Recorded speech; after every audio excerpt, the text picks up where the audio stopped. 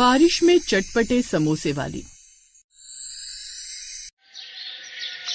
एक दुर्घटना में ममता के पति की आंखों की रोशनी चली गई, जिस वजह से ममता के ऊपर ही घर की सारी जिम्मेदारी आ गई। ममता का पति ठेले पर समोसे बेचता था। अब ममता ने इस काम को संभाल लिया, पर इतनी सारी जिम्मेदारियां, घर का काम, पति और बच्चों की जिम्मेदारी और ऊपर से बाहर का काम। अब वो हमेशा चिंता में रहने लगी। उसकी इसी चिंता का असर उसके बनाए समोसों पर भी पड़ने लगा था और उनका स्वाद बिगड़ता जा रहा था।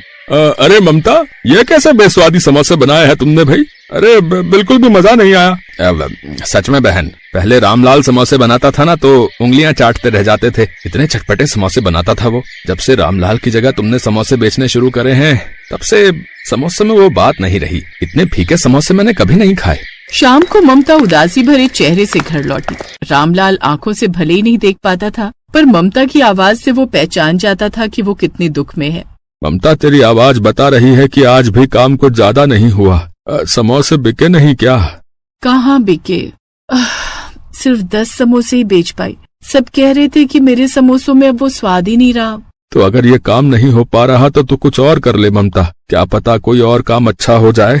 मॉनसून का मौसम आ चुका था और हर दिन हल्की फुल्की बारिश होती रहती थी। ममता को उम्मीद थी कि बारिश में उसका काम अच्छा हो ही जाएगा। वो दिन भर थोड़ी बहुत समोसे बेचती और घर लौट आती। एक दिन बहुत मूसलाधार बारिश हो रही थी। लगता है ये बारिश आज रुकने वाली नहीं है और इतनी तेज बारिश में कोई ग्राहक भी नहीं आएगा। क्या करूँ, कुछ समझ नहीं आ रहा। इतने सारे समोसे बनाए हुए हैं, अगर नहीं बेचे तो बड़ा नुकसान हो जाएगा। मुझे एक बड़ी छतरी की जरूरत है, पर अगर खरीदने जाऊँ तो कम से कम 400-500 रुपए की आएगी। वो होते तो मैं खुद ही ठेला लेकर गली गली समोसे बेचने चली जाती। ममता भी सोच ही रही थी कि तभी एक बूढ़ा व्यक्ति ठंड से कांपता हुआ वहाँ आता है। बेटी, सुबह से मेरे परिवार ने कुछ नहीं खाया, थोड़ा कुछ खाने को दे दो, बड़ी दया होगी। बाबा चिंता मत करो, आज आपका परिवार भूखा नहीं रहेगा। मैं आपको कुछ समोसे दे रही हूँ, ले जाओ। मैं तो वैसे भी इतनी बारिश में समोसे बेचने नहीं जा सकती।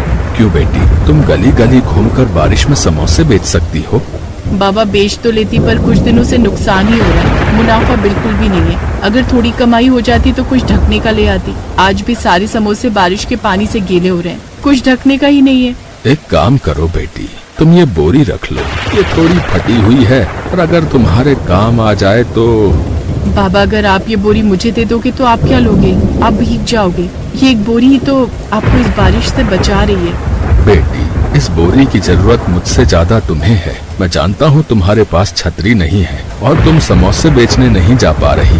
अगर तुमने मुझ गरीब को भोजन दिया तो मेरा आशीर्वाद समझ कर रख लो बेटी। ये बोरी तुम्हारे बहुत काम आएगी।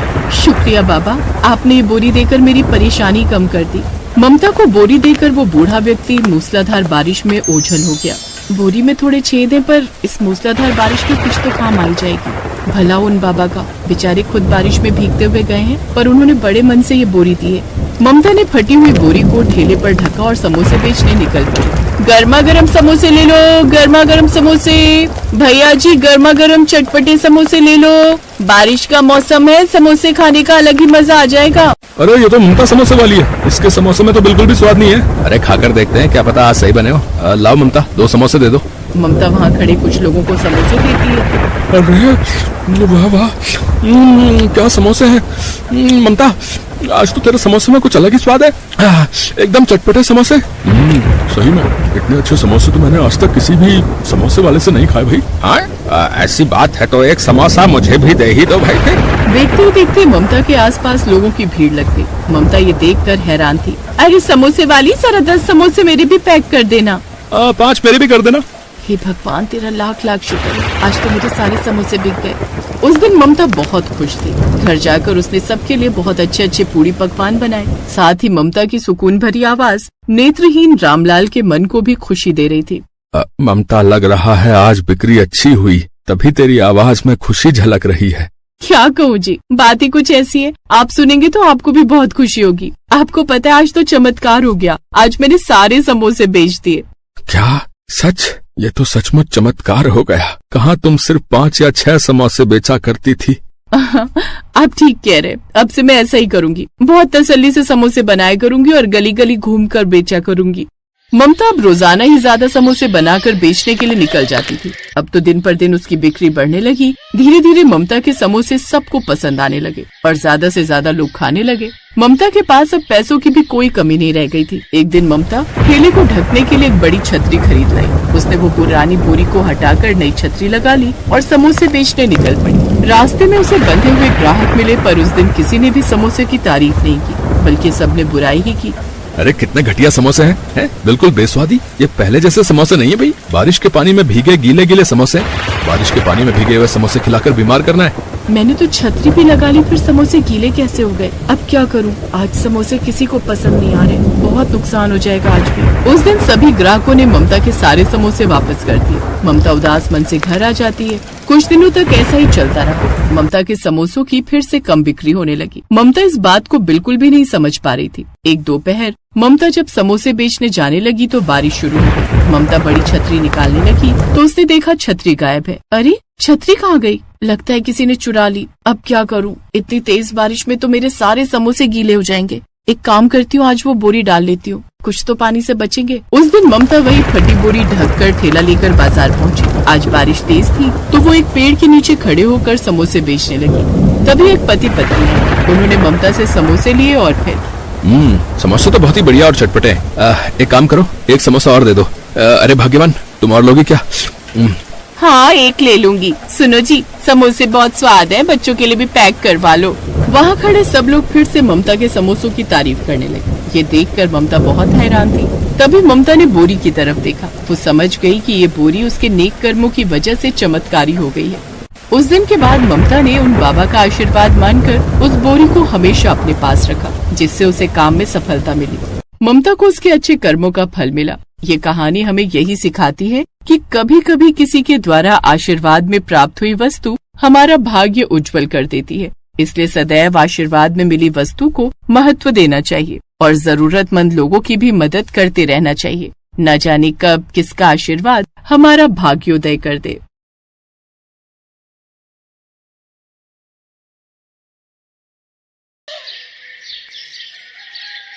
ये क्या माँ, तुमने तो कहा था कि आज तो मेरे लिए समोसे बनाओगी, लेकिन ये तो दलिया है। कहा तो था, पर बेटा आज नहीं बना पाई। बस थोड़े दिन ठहर जा, जैसे ही काम से एक दिन की भी छुट्टी मिलेगी मैं तेरे लिए बना दूंगी समोसे। ओफो माँ, ये क्या बात हुई? आज मेरा जन्मदिन है। मैंने सोचा था कि आज मजे से तुम्हारे हाथों के बने समोसे खाऊंगा, लेकिन मेरी तो किस्मत ही खराब है। अपने जन्मदिन पर भी मैं अपने मन की चीज नहीं खा सकता। ओहो, कितना गुस्सा करता है तू। अच्छा ठीक है, रुक अभी यहीं पर। अपने बेटे गोलू से इतना कहकर सुशीला अंदर कमरे में गई और फौरन ही एक 10 रुपए का नोट लेकर बाहर आ गई। उसने वो 10 रुपए का नोट गोलू को देते हुए कहा, अब ले, ये 10 रुपए ले जा और लालू चाचा की दुकान पर जाकर खा ले समोसे। नहीं माँ, मुझे तुम्हारे हाथों से बने समोसे खाने थे। लालू चाचा को समोसे बनाना आता ही कहाँ है? ना तो उनके आलू में वो स्वाद है और ना ही तुम्हारे समोसे जैसा करारापन होता है उनमें। तुम रहने ही दो, जब टाइम मिले तब बना देना मेरे लिए। और इतना कहकर गोलू घर से निकल गया। समोसे ना खा पाने की उदासी उसके चेहरे पर साफ दिखाई दे रही थी, जिसे देखकर सुशीला का मन भी उदास हो गया और वो मन ही मन सोचने लगी, हाय रे मेरी फूटी किस्मत, अपने बच्चे की इतनी सी ख्वाहिश भी पूरी नहीं कर सकी। अब नहीं, मैं गोलू को उसके जन्मदिन पर ऐसे उदास नहीं रहने दूंगी। मैं बनाऊंगी उसके लिए उसके मनपसंद समोसे। लेकिन काम पर भी तो जाना है। तो क्या हुआ, रोज तो टाइम से ही जाती हो, एक दिन थोड़ा देर से चलू जाऊंगी तो कौन सा आसमान टूट पड़ेगा। वैसे मालकिन बातें तो सुनाएंगी, लेकिन कोई बात नहीं, मैं सुन लूंगी। लेकिन अपने गोलू के चेहरे पर खुशी ला कर रहूंगी मैं। ऐसा सोचकर सुशीला फौरन समोसे बनाने में जुट गई। पहले वो बाजार जाकर समोसे बनाने का सामान लाई और फिर उसने फटाफट गर्मा गर्म समोसे बनाकर तैयार कर दिए। कुछ ही देर में गोलू घर वापस आ गया और अपनी माँ सुशीला से बोला, अरे माँ, तुम काम पर नहीं गई अब तक? और ये खुशबू, ये तो माँ तुमने समोसे बना दिए क्या? हाँ बना दिए, आजा खा ले जल्दी से। सुशीला की बात सुनते ही गोलू फटाक से हाथ मुंह धोकर समोसे खाने के लिए बैठ गया। लेकिन फिर जैसे ही उसने समोसे की प्लेट देखी तो सुशीला से बोला, माँ तुम भी आ जाओ। नहीं बेटा, तू आराम से खा, मुझे जाना है, पहले ही काफी देर हो गई है। अच्छा तो रुको, मैं तुम्हारे लिए समोसे बांध देता हूँ, काम से वक्त निकाल कर खा लेना।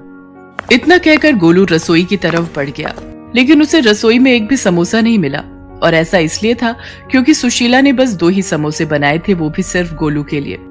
असल में सुशीला के पास इससे ज्यादा समोसे बनाने के लिए ना तो समय था और ना ही पैसे, और ये बात समझने में गोलू को जरा भी देर नहीं लगी। अच्छा, तो माँ ने अपने लिए समोसे नहीं रखे। अब कोई बात नहीं, बाहर प्लेट में 2 समोसे तो हैं ही, एक माँ को बांट देता हूँ और एक मैं खा लेता हूँ।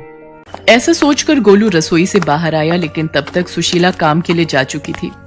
गोलू के लिए समोसे बनाने की हड़बड़ी में सुशीला ने खुद कुछ भी नहीं खाया था और वो भूखी प्यासी दौड़ती हुई काम पर पहुंची, जहां उसकी मालकिन नलिनी गुस्से से उबल रही थी।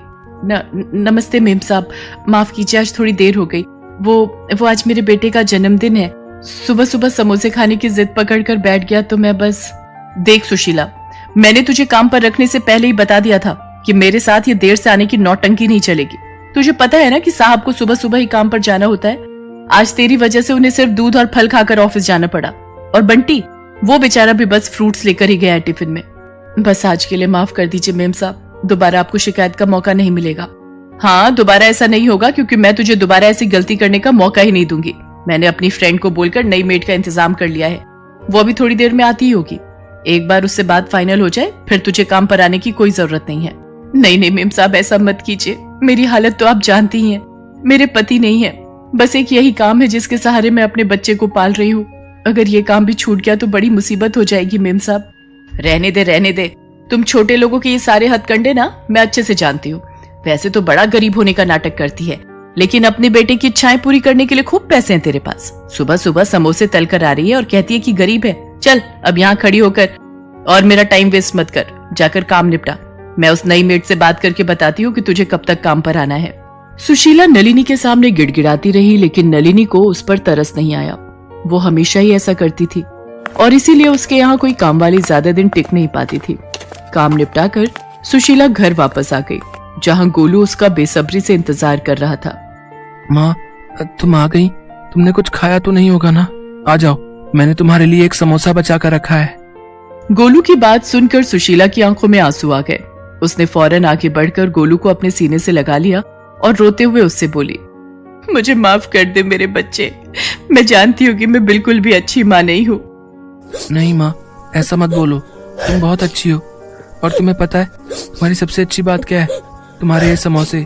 हाँ माँ, सच में। और इस बार जो चटनियाँ बनाई थी तुमने, आहा, मजा ही आ गया माँ, बिल्कुल चाट सी बन गई थी। हाँ, समोसा चाट। तुम रुको, मैं अभी तुम्हारे लिए वैसे ही समोसा चाट बनाकर लाता हूँ जैसे आज मैंने खाई थी। इतना कहकर गोलू सीधा रसोई में गया और फिर उसने बचे हुए एक समोसे को एक प्लेट में तोड़कर उस पर तीखी और मीठी चटनी डाल दी, फिर उस पर थोड़े से चने भी डाल दिए और फिर उसे लेकर सुशीला के पास गया। लो माँ, खाकर देखो इसे। अरे ये क्या हाल कर दिया तूने समोसे का? और ये चने कहाँ से लाया?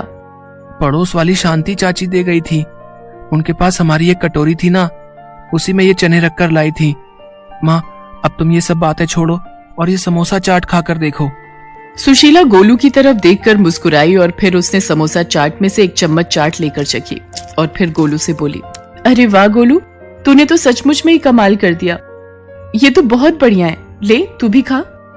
सुशीला गोलू को खुश देखकर बहुत खुश थी। नलिनी के घर जो कुछ भी हुआ था वो उस बारे में भूल ही गई थी, लेकिन फिर माँ, इस बार जब तुम्हें काम के पैसे मिलेंगे तब ढेर सारे समोसे और ऐसी ही ढेर सारी चटनी बनाना और चने भी बना लेना, फिर मैं अपने सारे दोस्तों को ऐसी ही समोसा चाट खुद बनाकर खिलाऊंगा। गोलू की बात सुनकर सुशीला जैसे होश में आ गई और उसकी आंखों से आंसू बहने लगे। अरे माँ, तुम रो क्यों रही हो? क्या हुआ? गोलू, इस बार जो पैसे मिलेंगे काम से, शायद उन्हीं में काफी समय काटना होगा। आज काम पर देर से पहुंची थी ना, तो मालकिन बहुत ज्यादा गुस्सा हो गई, शायद वो मुझे काम से निकालने वाली है। क्या? बस एक दिन देर हो गई तो इतना गुस्सा? कोई बात नहीं माँ, तुम चिंता मत करो, और वो खड़ूस आंटी तुम्हें काम से निकाले उससे पहले तुम ही उसके यहाँ से काम छोड़ दो। हैं? ये तो क्या बोल रहा है गोलू? जब तक कोई और जगह काम नहीं मिलता कम से कम तब तक तो। नहीं माँ, अब तुम्हें किसी के घर जाकर काम करने की जरूरत नहीं है। मैंने सोच लिया है कि अब क्या करना है। अब से तुम और मैं मिलकर समोसा चाट बनाएंगे और उसे बेचेंगे। तुम देखना माँ, हमारी बहुत अच्छी कमाई होगी। गोलू की बात सुनकर सुशीला हैरानी से उसकी तरफ देखने लगी। लेकिन फिर अगले ही पल उसमें भी आत्मविश्वास जगा और उसने गोलू को फिर से गले लगाते हुए कहा, हाँ बेटा, हम मिलकर लड़ेंगे और जीतेंगे भी। इसके बाद सुशीला ने खुद ही नलिनी के घर का काम छोड़ दिया और वहां से मिले पैसों से उसने समोसा चाट बनाने का सामान खरीदा। हालांकि ये सब करते हुए सुशीला के मन में इस बात को लेकर डर था कि अगर ये काम ना चला तो क्या होगा, लेकिन फिर गोलू का आत्मविश्वास देखकर उसमें भी हिम्मत आ गई और उसने पूरे मन से समोसा चाट का सामान बनाकर तैयार कर लिया। और फिर शाम होते ही, नहीं माँ, तुम रहने दो, चाट तो मैं ही लगा कर दूंगा सबको। जितने मन से सुशीला ने समोसे बनाए थे, गोलू भी उतने ही मन से समोसा चाट लगाकर सबको दे रहा था। पहले दिन ही सारी की सारी समोसा चाट कुछ ही घंटों में बिक गई और लागत के साथ साथ अच्छा मुनाफा भी हाथ आ गया। सुशीला और गोलू बहुत खुश थे। फिर कुछ दिनों बाद, अरे सुनो बच्चे, मुझे समोसा चाट को ऑर्डर देना है। आपको लाइन में लगना होगा, ये सारे लोग ऑर्डर देने के लिए खड़े हैं। उस जगह पर वाकई बहुत भीड़ थी और नलिनी को उसी भीड़ से जूझते हुए आगे बढ़ना पड़ा। और फिर जैसे ही उसने सुशीला को वहां पर ऑर्डर लेते हुए देखा तो उसे अपनी आंखों पर विश्वास ही नहीं हुआ। अरे सुशीला, तुम ये मशहूर समोसा चाट की स्टॉल चलाती हो, लेकिन कैसे? इतनी जल्दी इतना सब कैसे कर लिया तुमने? बस अपने बच्चे की इच्छा पूरी करती रही मेम साहब, और भगवान पर भरोसा बनाए रखा, क्योंकि वो तो सब जानता है ना कि कौन क्या है। वैसे आपका कितना प्लेट का ऑर्डर है? पैसे एडवांस ही देने होंगे आपको। सुशीला और गोलू की तरक्की जहां उन दोनों के लिए उनकी मेहनत का फल थी, तो वहीं नलिनी जैसे लोगों के लिए एक सीख भी थी कि भले ही आप कितने ही अमीर क्यों ना हो, कभी भी किसी को छोटा समझकर उसकी बेइज्जती नहीं करनी चाहिए।